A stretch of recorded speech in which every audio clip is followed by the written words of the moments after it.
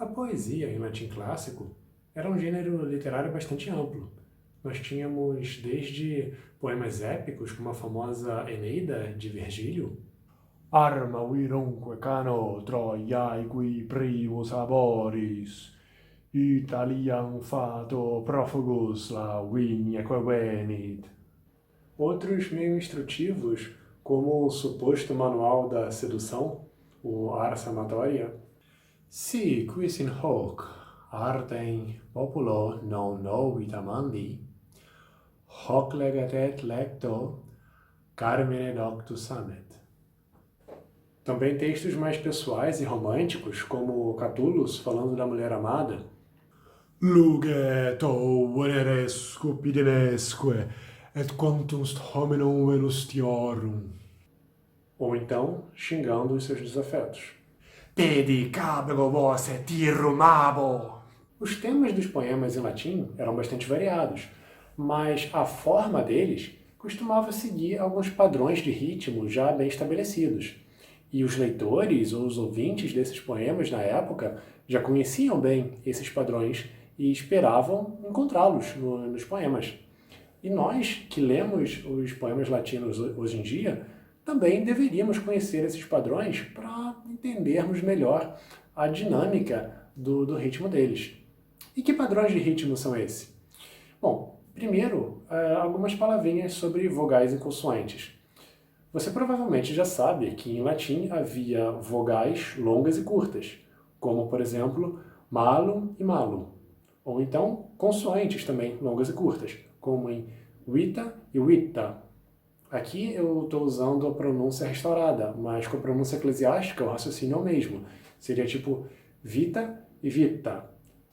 E aí, quando nós temos numa sílaba de uma palavra uma vogal longa, aí nós passamos a ter uma sílaba longa, como é o caso de malum. Mas mesmo se for uma sílaba curta, seguida por uma consoante longa, a sílaba como um todo fica longa. Então, tipo em wita, nós temos uma sílaba longa, em comparação com wita, que é uma sequência de duas sílabas curtas. E isso fica ainda mais evidente quando nós pegamos algumas palavras um pouco maiores, tipo kiwitas. Não é kiwitas, é kiwitas. Ou, usando a pronúncia eclesiástica, tivitas. Não é tivitas.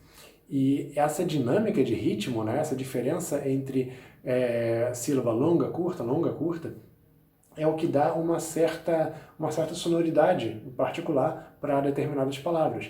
Isso não é exclusivo do latim, existem várias outras línguas com esse tipo de característica, línguas modernas, como japonês, finlandês, árabe, várias outras. E o latim, em particular, era uma delas. E aí, na poesia latina, os versos vão seguir alguns determinados padrões de ritmo. E dentro de um poema, normalmente, todos os versos vão obedecer ali a uma determinada sequência de longas e curtas que já era bem pré-estabelecida. E a gente pode começar olhando para os hexâmetros, que são um tipo de verso bastante comum na poesia latina e que a gente pode ver, por exemplo, na Eneida. Aqui eu vou marcar as sílabas longas com um traço reto por cima e as curtas com uma curva, que é a forma padrão de demonstrar a sílaba longa e curta. No hexâmetro, cada verso é dividido em 6 blocos, ou 6 pés, daí o 6 de hexa. E cada bloco vai ter uma sílaba longa e 2 curtas, ou então 2 longas, sendo que o último bloco tem que ser sempre de 2 sílabas e o penúltimo tem que ser de 3, de uma longa e 2 curtas. Vamos ver um verso da Eneida como exemplo.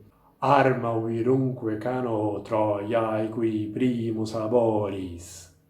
A gente pode ver que ele segue direitinho o padrão que eu falei dos hexâmetros. E, na verdade, os bons poetas vão obedecer direitinho esses padrões em praticamente todos os seus versos. Bom, outro tipo de verso que a gente também encontra são os dísticos elegíacos.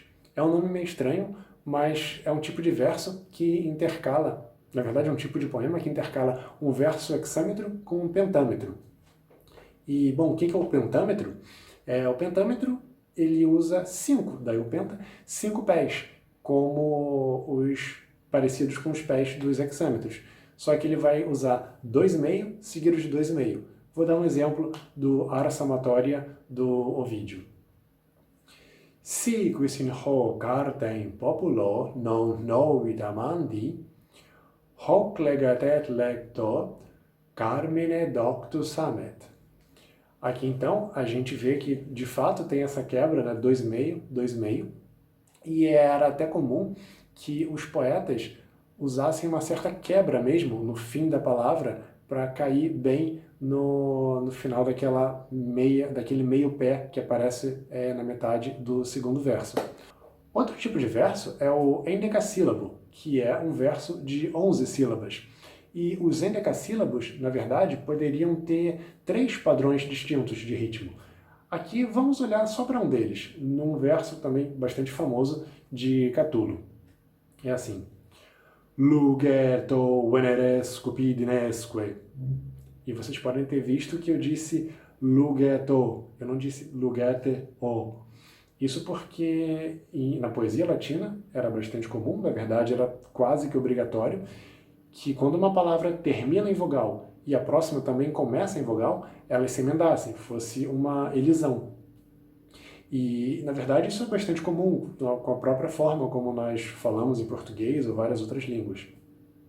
E, nesse caso, a gente só vai contar para a quantidade de sílabas do verso as sílabas que tiveram uma vogal de fato pronunciada. Então, lugeto conta como 3. Se vocês contarem as sílabas desse verso inteiro, vai dar 11. Bom, outros tipos de verso vão usar outros padrões de ritmo, né? Outras combinações de longas e curtas, e eu posso até analisá-los em outros vídeos no futuro, né? Olhando mais a fundo para diferentes padrões ou para algum poema em particular e explicar a estrutura por trás dele.